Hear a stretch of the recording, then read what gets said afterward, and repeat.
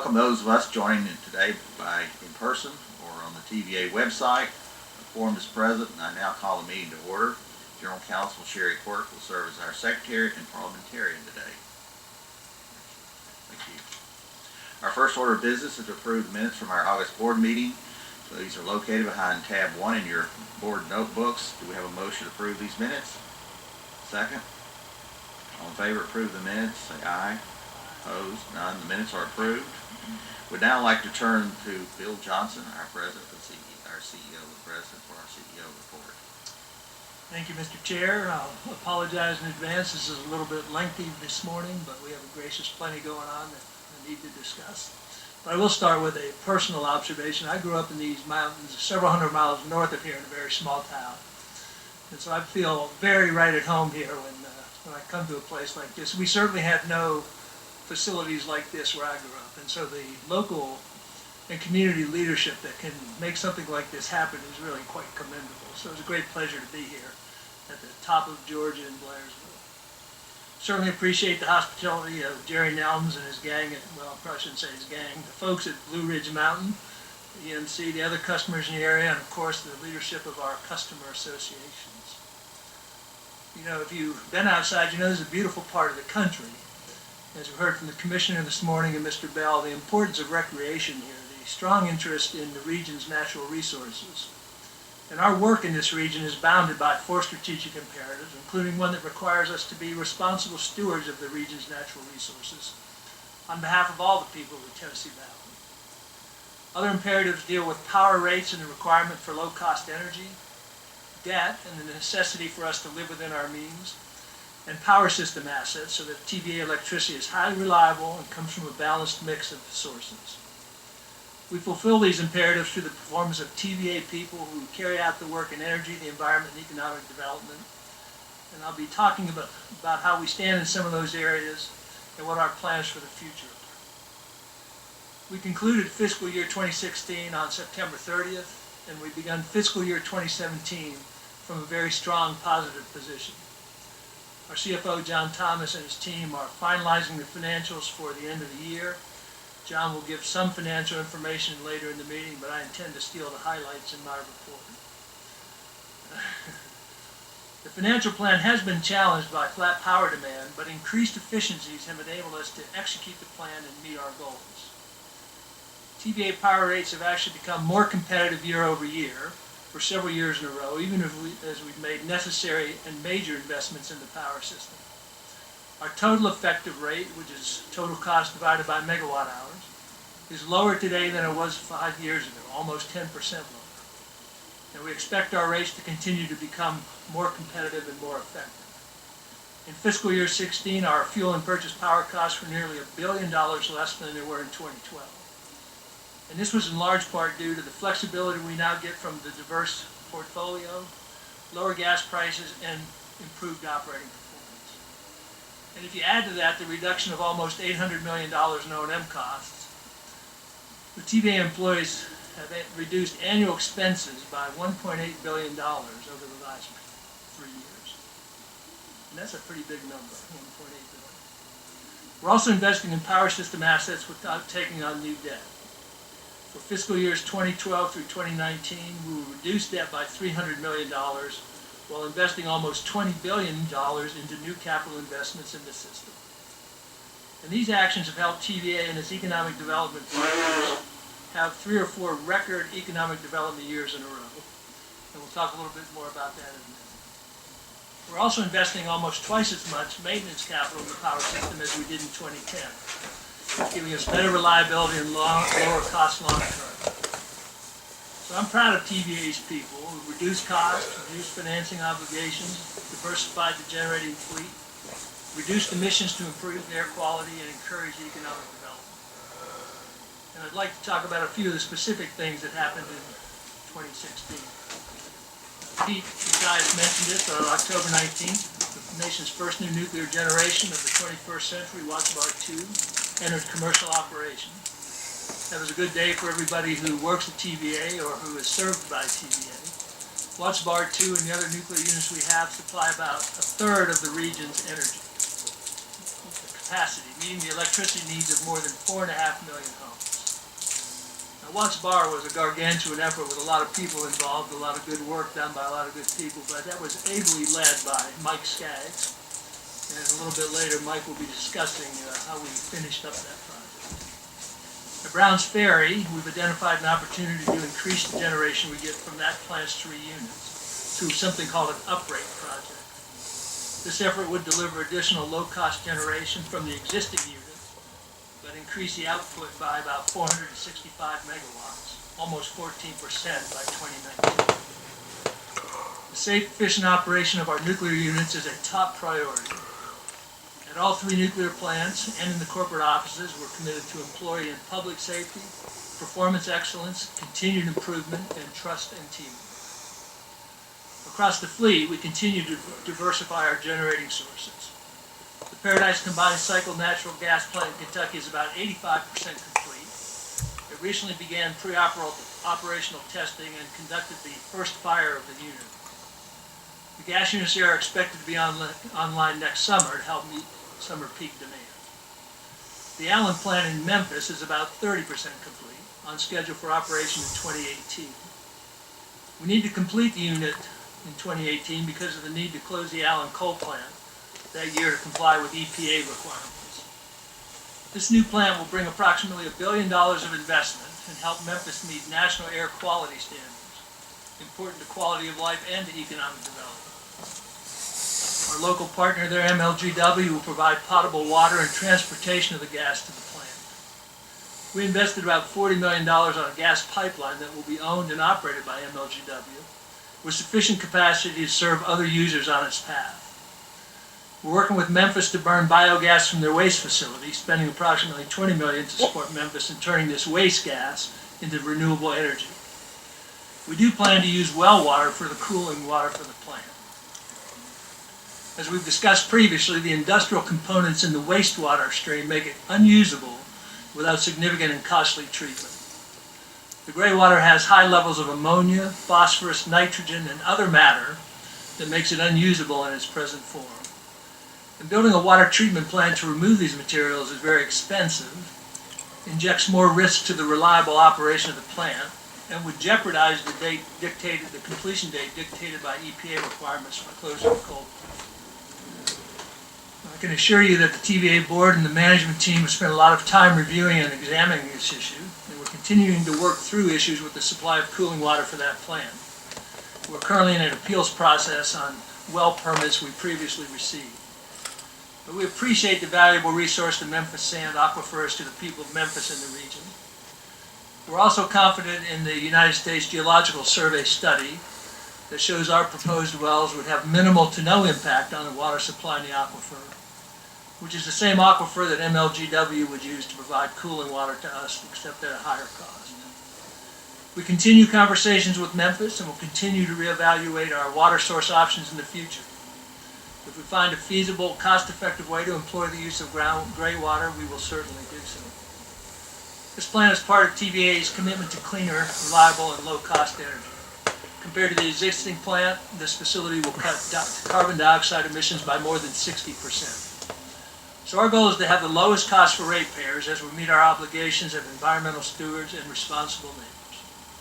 We have a number of local contractors and suppliers supporting the plant, and I do want to say thanks to the team at Allen for all their hard work. Also adding to the diversity of our power supply are new solar projects, including the region's largest site, the 75 megawatt River Bend project in Lauderdale County, Alabama, which is now online. As Greg mentioned, TVA and the local power companies also work together to help homeowners, businesses, and industries get more for their energy dollars through energy efficiency. Efforts to diversify our generating portfolio and improve energy efficiency have reached some important milestones. Today, half of TVA's power supply consists of carbon-free sources, nuclear, hydro, and other renewables. Air quality across the region is the best it has been in our lifetimes, and the Valley's urban areas are now meeting the national ambient air quality standards and appear to be on track to meet new, more stringent standards. So much of the credit for diversifying this fleet and for the improvement of this operation rightfully has to go to our Chief Operating Officer, Chip Pardee, who decided to voluntarily leave us next month and go into retirement. He's played a pivotal role at TVA over the last 3 or 4 years. I really can't overstate it. So let me take this opportunity to all thank Chip for his contributions at TVA.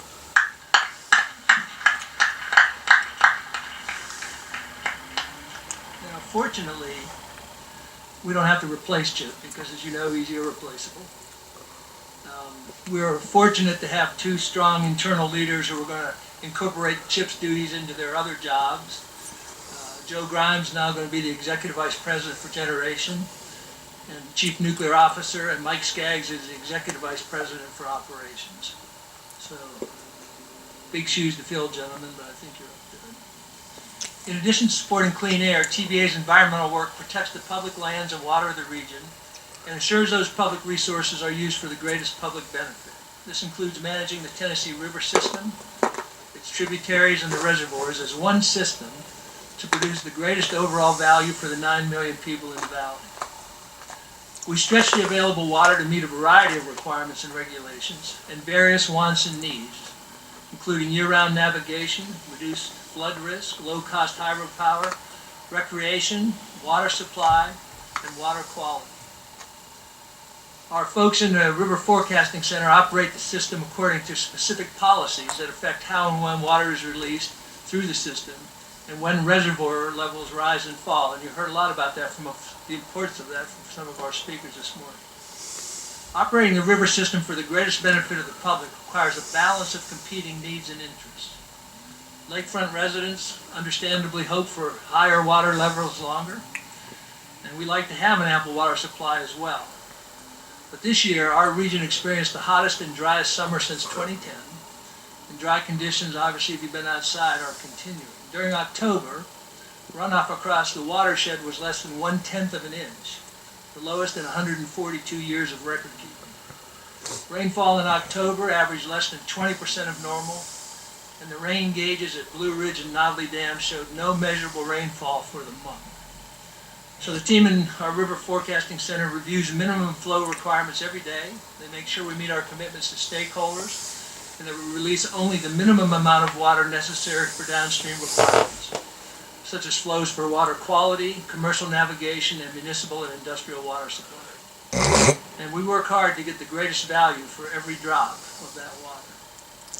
The same principle for managing the river system for all members of the public applies to the issue of floating houses on the reservoirs.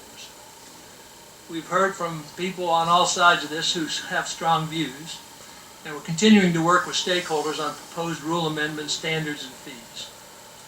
We expect these to be available for review and public comment in early 2017. The third area of our work is economic development. TVA Electricity powers the region's economy around the clock, and John Bradley and his staff work directly with customers, economic development agencies, and others to bring good jobs to the region and keep them. And we're proud of their work in 2016. Almost 250 companies were recruited to the region or expanded their operations here. Together, TVA and our economic development partners we attracted or retained 72,000 jobs and $8.3 billion in capital investment, including 12,000 jobs here in the Southeast Valley. And Richard Holland made an excellent point this morning when he said you can't just look for new customers, you got to maintain the ones you have. And about 80% of our effort in economic development is maintaining and expanding existing customers. For large industrial projects, the Megasite program that certifies shovel-ready sites announced 2 new sites, one near Huntsville, Alabama, and the other near Columbus, Mississippi. And for the 11th consecutive year, TVA was recognized by Site Selection magazine as one of the top 10 utilities in North America for economic development, leadership, and results. A stronger economy means more job opportunities in the region, but new jobs require new skills and more education. To help prepare today's students for tomorrow's job, TVA and local power companies work together to sponsor after-school robotics clubs and introduce students to engineering and scientific careers. Together, we support robotics clubs in more than 500 Valley schools, with 33 schools here in North Georgia and in western North Carolina. And the person that really heads this up for us is a guy named Charlie Spencer. I can see him in the audience because he's easy to spot. It's either Charlie or Albert Einstein, I'm not sure. But Charlie, stand up and let's give you a round of applause for the work you do in this important area.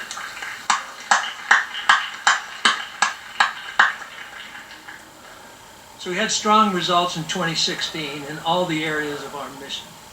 Our employees focused on the right priorities, met or exceeded goals and objectives, and delivered strong results for the Valley. We saw continued progress financially, operationally, and on our relationships with our customers and other stakeholders. TVA's compensation system for employees is similar to that of other utilities and other companies, and rewards employees for good results. If employees meet or exceed specific predetermined goals, they have an opportunity to earn a performance incentive. This is at-risk pay, and proportionally, the higher level you are in the organization, the higher amount of pay is at risk.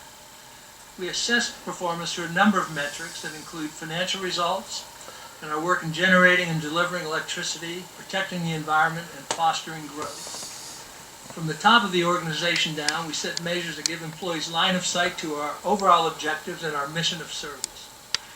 And I have to say I'm pleased with the performance results this year and recommending that the employees' collective performance be recognized appropriately with the established incentive awards and the corporate multiplier of 1 in the winning performance program. The compensation plan includes a long-term incentive program for executives that looks at performance over 3-year levels. This plan is similar to those offered by other utilities with whom we compete for talent. Based on a significantly improved operating financial performance from 2014 through 2016, I'm recommending a slight upward adjustment in the incentive awards for this program, which keeps it consistent with the results of the annual incentive program over the same period.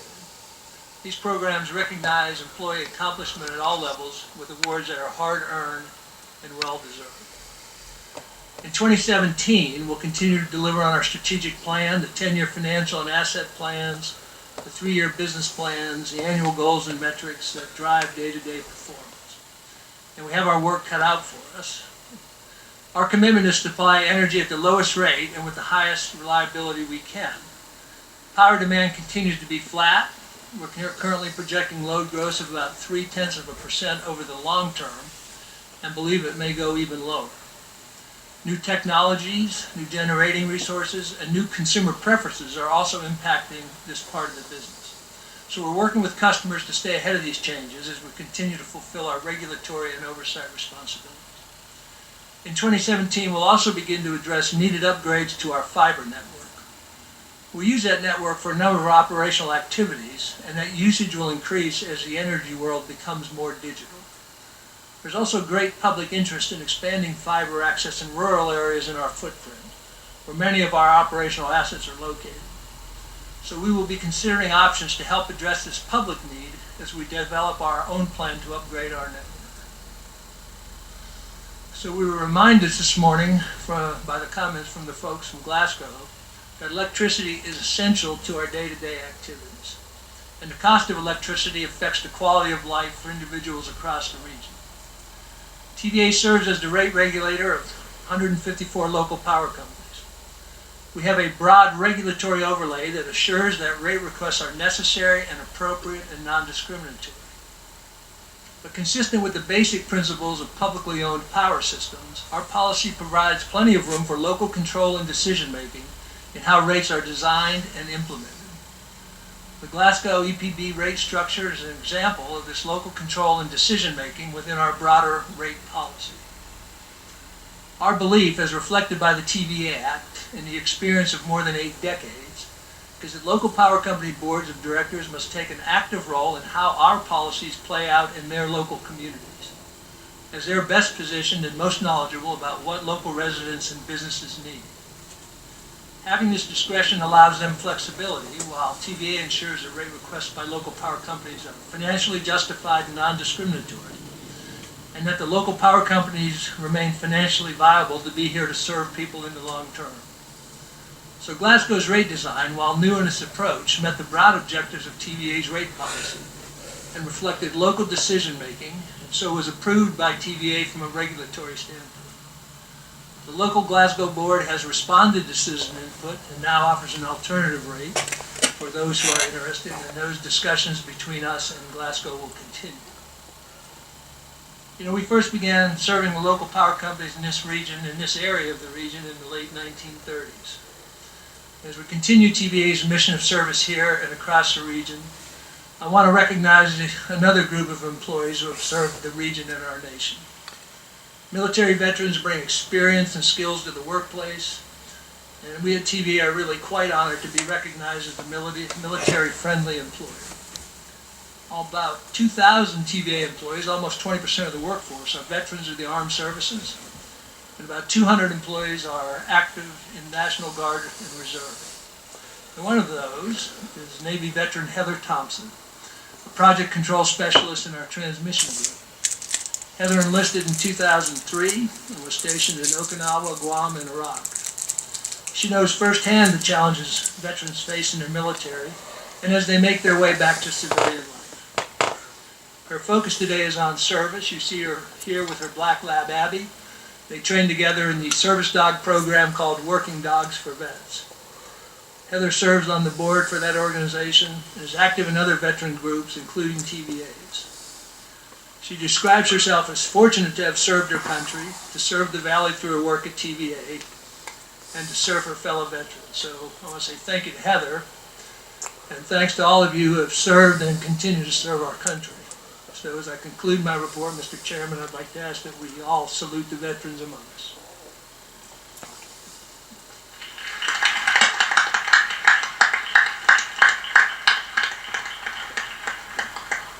Thank you, Bill. Do we have any questions or comments?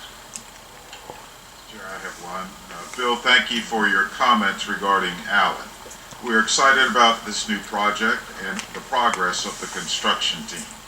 I appreciate your explanation of the compounds in the gray water that would cause equipment issues in the cooling systems. As you know, we have received a number of comments and questions about TVA's use of well water. Again, your attention to this matter is greatly appreciated.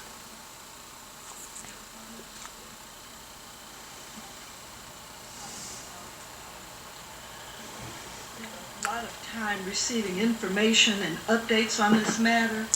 And Bill, we appreciate management's efforts and your agreement to continue to reevaluate the gray water components in the future to determine if it becomes feasible to use gray water at the plant. Thanks for your work on this matter, and thanks to Bob DC and his team and the many contractors and suppliers in the Memphis area for supporting this project. So thank you so much. I know you've spent many hours making certain we've had good information on this matter. I'd also like to thank Lynn and Ron for the effort they put in this to make this go as smoothly as possible. It's a complicated subject and obviously impacts the Memphis area, so thank you for your assistance.